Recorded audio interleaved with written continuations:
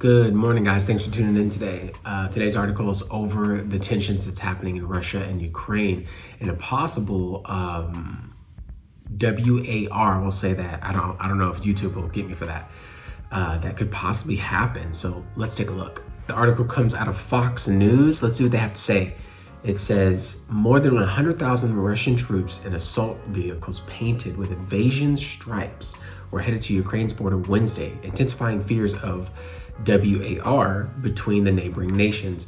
Advancing forces include 1,300 tanks, 3,700 drones, 1,300 artillery and mortar units, 380 launch rockets, according to documents from the Daily Mirror. Wow! Tensions between the countries have been escalating following Russia's annexation of Ukraine's Crimea territory in 2014, an attempt by Moscow to keep NATO away from its borders. Ukraine is not a member of the NATO, but support for the organization has risen in recent years, and the country is allied with many NATO nations, including the US. Kiev has claimed 14,000 people have died in the ongoing conflict, and many fear that the Russian President Vladimir Putin believes, check this out, that COVID-19 pandemic is the right time to attack and control large parts of the country, according to the report. The appearance of painted stripes on Russian armored vehicles headed to the front lines reminded military experts of similar stripes on tanks used by Soviet Army during the 1968 invasion of Czechoslovakia. The Mirror reports the stripes are used as a deterrent to friendly fire. The military exercise could be seen as a challenge to the US as President Biden is expected to impose sanctions against Russia for election interference, hacking, and bounties on troops in Afghanistan. Okay, so here are my thoughts right quick. So Biden put out the sanctions on Russia for the SolarWinds hack that happened. Things that are happening in terms of, I'm not going to use that word, interference, the thing where we do a lot of, we put people in power. Yeah. And I'm not sure about the bounties troops on Afghanistan. I haven't read about that.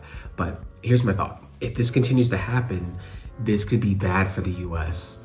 Are we ready for something like this? Because will we come and help Ukraine? I think we will. I pray that nothing happens between the two. But we're, I think we're in the end times. I believed we're in the end times. I believe that we are going to see nation against nation, kingdom against kingdom, famines, pestilences, earthquakes, apostasy, lawlessness, causing the love of many to grow cold. That's Matthew 24, Luke 21, Mark 13. Is that for the believer? How much will the believer experience that? I don't know.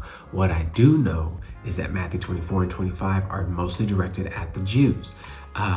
All the big parts and everything that's going to happen with it, Revelation 6 and on to Revelation 19. So these are my thoughts. I'll put some of those scriptures up here so we can see them, and I'll probably make another video talking about them. But I just want you to know about this. This is happening.